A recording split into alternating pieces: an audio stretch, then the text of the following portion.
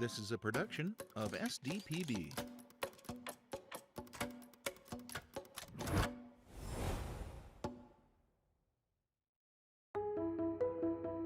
It's just great to be able to see that, people are maybe coming back to our small town and wanting to raise a family where they grew up or, maybe even where their job takes them.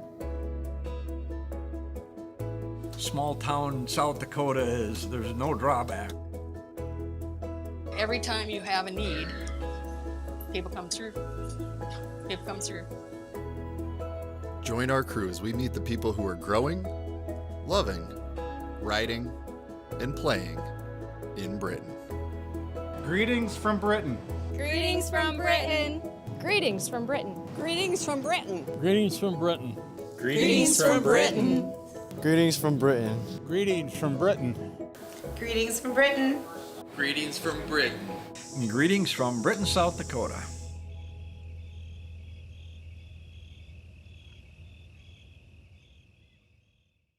Dakota Live Greetings from Britain is supported with your membership in the Friends of SDPB. Thank you. With help from North Star Federal Credit Union, serving members as lifetime partners by combining traditional values with today's technology, supporting and serving in the communities they call home.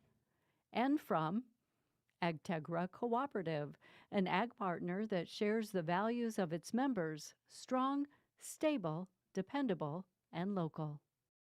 Donors to the Explore South Dakota Fund support the production of local documentaries and other programs of local interest presented by SDPB. Friends of SDPB appreciates their support of this program. I'm Tim Davison with SDPB, and we're here today in the beautiful town of Britain. And I want to introduce you to my new friend, Clyde. It's been a little bit. Yes, it has. Last time I saw you, you gave us a little tour of town. Could you tell us what you like about flying? Wow. What do I like about flying? So a half-mile road will take you anywhere. Going up like we did and flying around and seeing the scenery from a different perspective. When you're driving along and you see the sloughs here, the little potholes, and you see all the cattails and stuff like that. That's what you're seeing from here. When you're up in the air, there's a lot of water. You don't realize how wet it is and how much water there is. So we have a lot of tourism. I mean, the lakes, obviously, we have a beautiful golf course that we have here, the event center we have in town, all of the hunting, all of the fishing. It's just, no matter the season, there's always something to do around here. So, well, it's a beautiful town. You worked with jigs. I kept on hearing jigs over and over and over. Tell us a little bit more about what you did professionally. Okay, professionally, my background started out as a young man building houses. We ended up building a very small shop, and we were building some of the roof trusses. That grew and grew exponentially and beyond what we could have envisioned. Back then, once you set up to do a size of truss, if you did a 30-foot house for a roof truss, you'd build 20, 30 of them, all the same shape. And it got to where there were more and more custom houses. Consequently, you were building fewer of one setup. Got to the point where we started looking for some automated jigging. There were a couple of them on the market, but they all had some serious drawbacks. So we set about designing our own. We got a patent on that, and we started selling those all over the U.S. and Canada. How'd you get into being mayor? Oh, they asked for volunteers, and I wasn't smart enough to step back with everyone else, and I was the one left. The last man standing. The last man standing. No, actually, felt like something I needed to do to give back to the community and maybe give a little bit of my experience to help keep the town moving and growing. So I did volunteer for that, and a couple of years later, I was elected mayor. So, how'd you get into the Hall of Fame? How did they approach you and say, "Hey, Mr. Fredrickson, we need you in the Hall"? Its purpose is to try to help encourage other people, no matter what it is that you do, excel at it and be good at it, and that will influence other people just to expand their, what they're capable of, and to let people know that small town South Dakota there's no drawbacks. You can do a lot with, it doesn't matter. You don't have to move away to the big city in order to do good things. Producer Greg Beasley and our crew caught up with one who left Britton only to come back and fall in love. Ed and Maggie Jurdy have known each other for a long time. First grade. Maggie remembers our meeting more than I do, because, it was back in first grade. He helped me take my rain boots off. The two star-crossed lovers would graduate Britton High School, with Ed staying in his hometown and Maggie out to see the world. I was already signed up to go to St. John's School of Nursing in Huron. And after passing out in the operating room 3 times, I decided that was not my career choice. So I quit and joined the Army. And was very fortunate that I scored high on the language test that they give you amongst the other bevy of tests. And I had a choice of Mandarin, Korean, or Russian. I chose Russian and learned Russian, and then was stationed in West Berlin for 5 years during the Cold War. So 110 miles, whatever it is, I don't remember, behind the Iron Curtain. And then bounced around the world, Colorado Springs and San Francisco and Anchorage, and ended up 22 years in Phoenix. That's when Maggie got in touch with her history. I had been having some memories of a gentleman that lived across the street from me when I was in preschool age, and didn't know much about him and wanted to learn more about him. So I asked a friend that I was coming to stay with how I find out about this guy named John. And she said, ask the town historian. And I said, well, who's a town historian? And she said, Ed. After that meeting, chemistry was back again 41 years later. I'd always liked Maggie and remember her from school pretty well, and she would stop in my office when I was working at John Deere, and so she had a bit of a place in my heart. He says, hey, you want to go out to the lakes? And I said, sure, but I'd rather go to the cemetery. So our first date, since we reconnected, was walking the cemetery, and he was talking about the town's history as we walked the cemetery. After a couple years apart, Maggie and Ed married and continue to walk and drive around town, celebrating their love of history and each other. Yeah, Lulu. Love you. I hope that's what she said.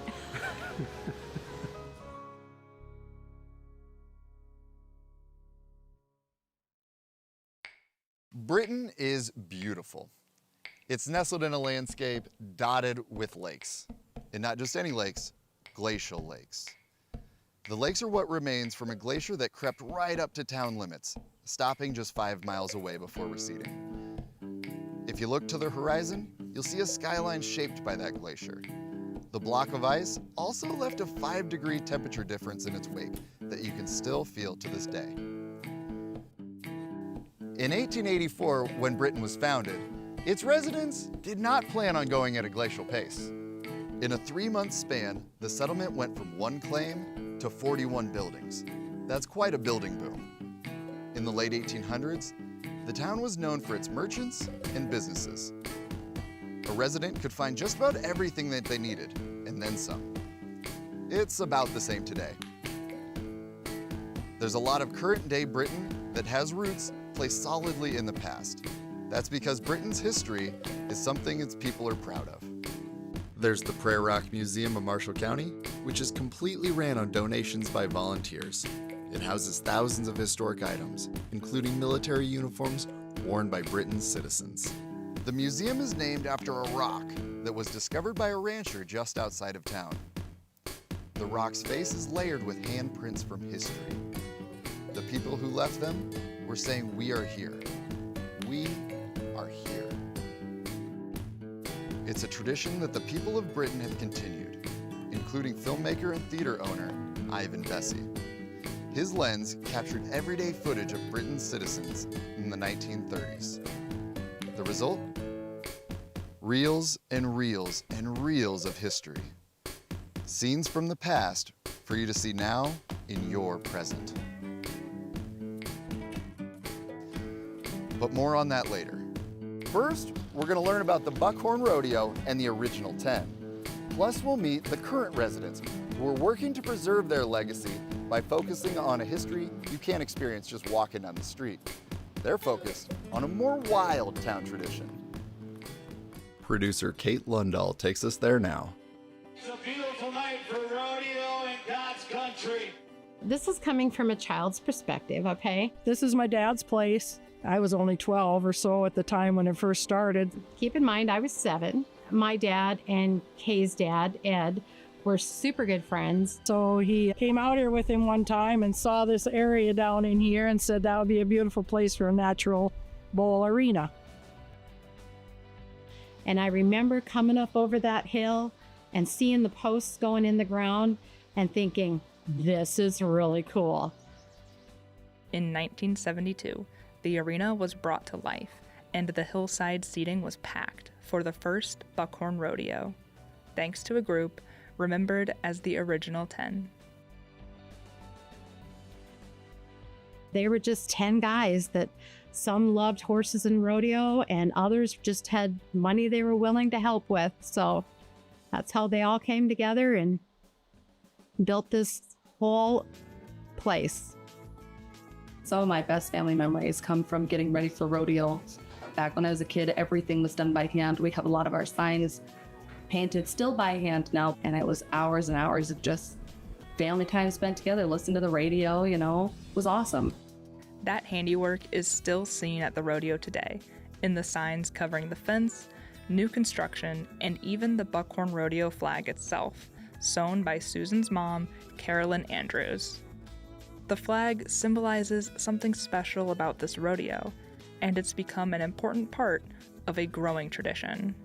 My dad passed in 1997, so at 1998's rodeo is when the Buckhorn flag was first put up on top of the hill in memory of him. And then we've just continued to do it every year for anyone that we lose.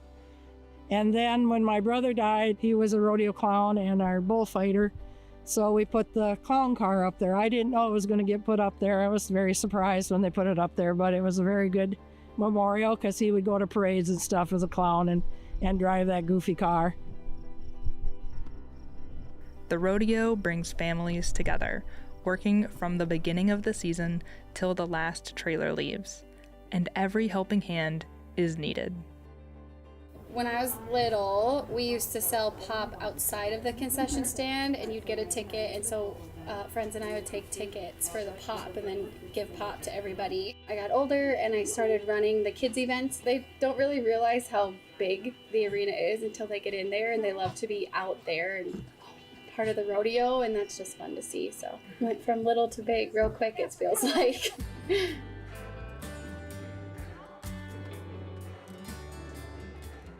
I've never known anything different other than rodeo, and it's my favorite thing in the world. So I put everything into it that I absolutely can.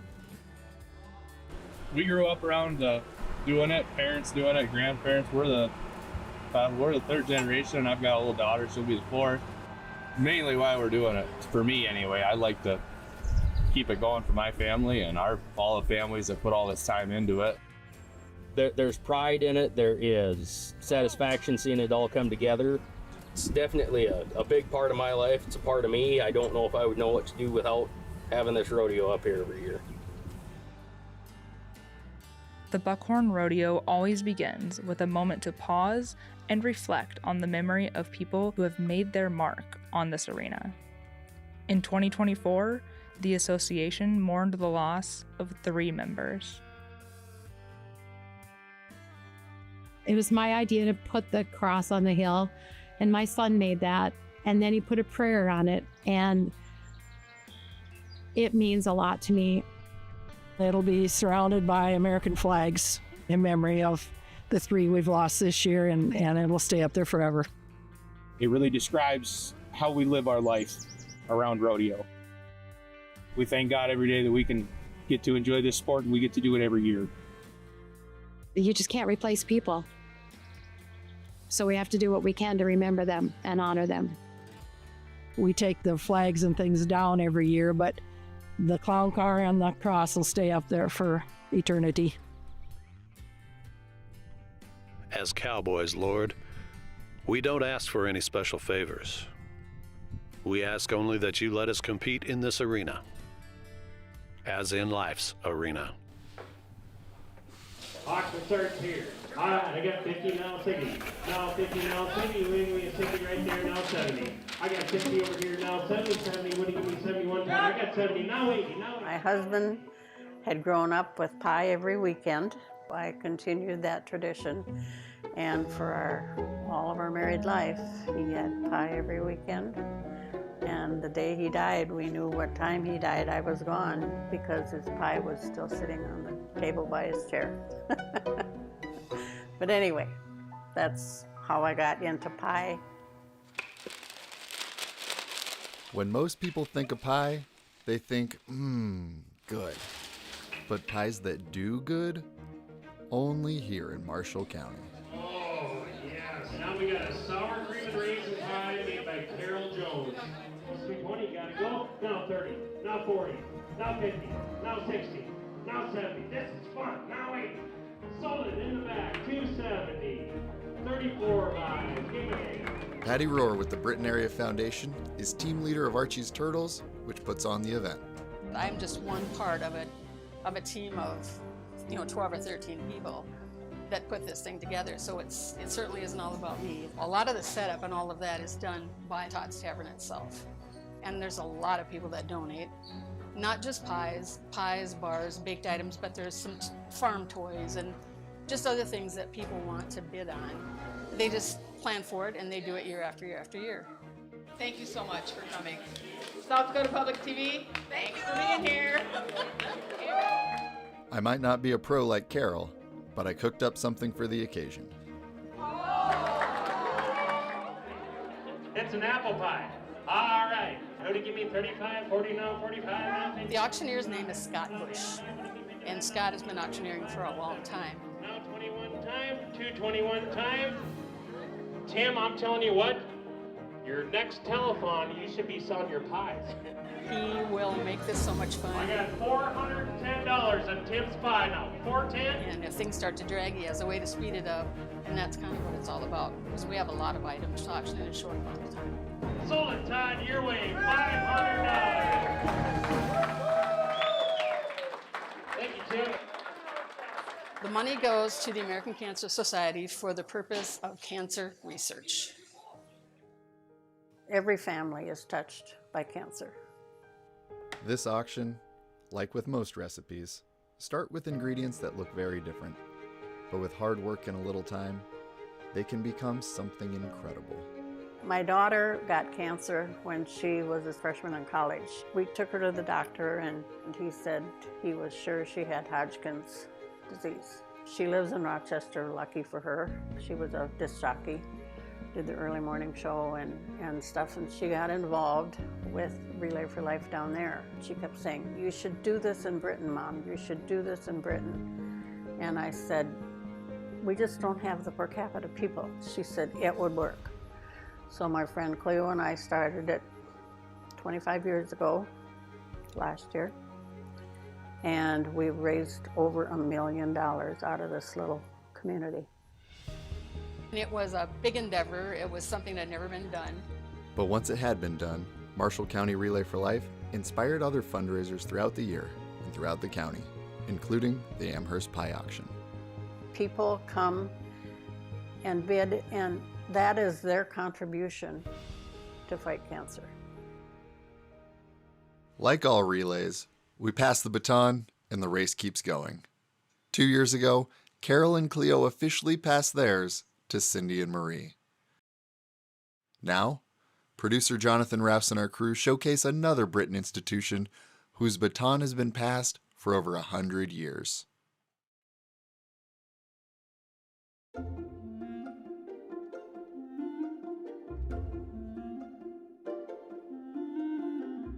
In the heart of Britton, South Dakota, stands a landmark that has been a silent witness to the stories of the town's people for over a century.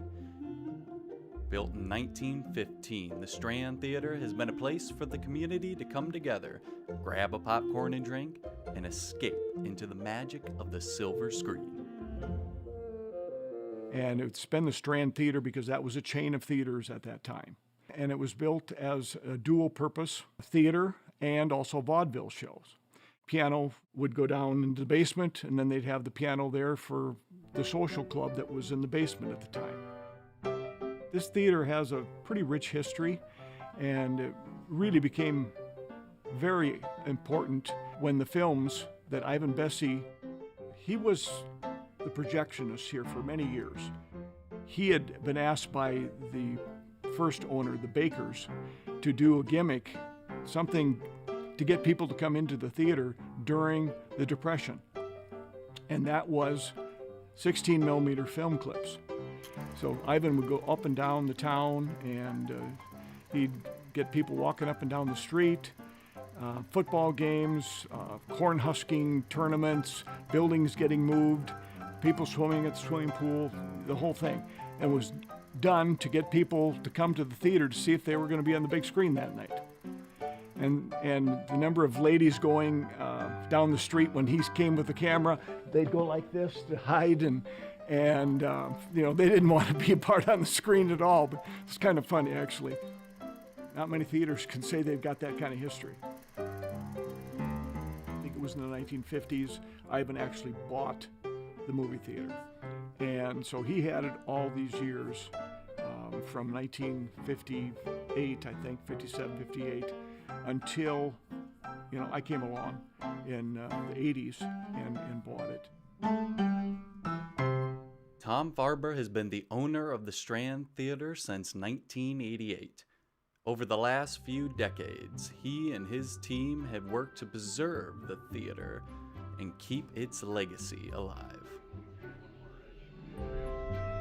It's ended up being largely a preservation type of deal. This town needs a theater, if for no other reason than to try to keep some kids from going to Aberdeen to see movies or get in trouble and that type of thing. And I've said this before, that having a movie theater is a sign of community health, that if you can keep this open, it tells you that you've got support from the public. While trying to preserve the historic feel of the theater, Tom says there is also the challenge of keeping up with the times. Technology is the main reason that we've had to make the changes to keep up. Sound and everything now is huge for these pictures, you know, and people want to be comfortable, and I think for the most part we give them a very comfortable atmosphere. Today, the Strand Theater is more than just a building to watch movies. With the films of Ivan Bessie and the continued dedication from the community, it's become a storyteller all its own. This is like a walk back in time in some respects because it's an old building. A lot of these old theaters have totally been torn down or converted into something else. You know, it's almost like this is a mini museum because there's so much tied into this building, and that you don't find in every town. Even if it's an older theater in another town, they probably don't have as rich a history as the Strand Theater does.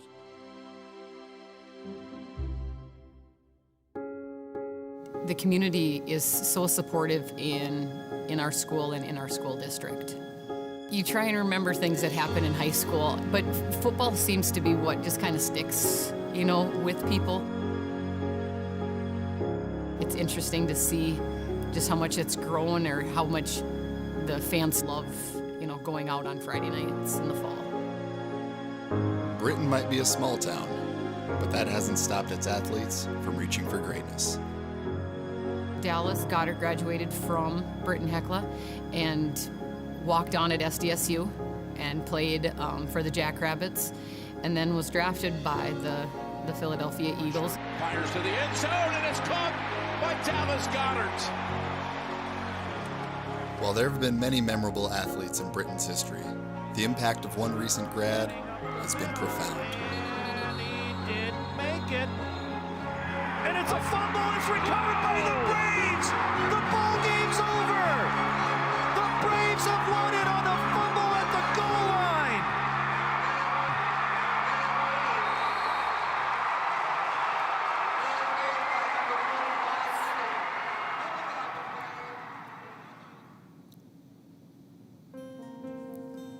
It just seems like it was, yesterday, and then it seems like it was a long time ago, all in the same, all in the same thought. It was just a crazy accident that happened.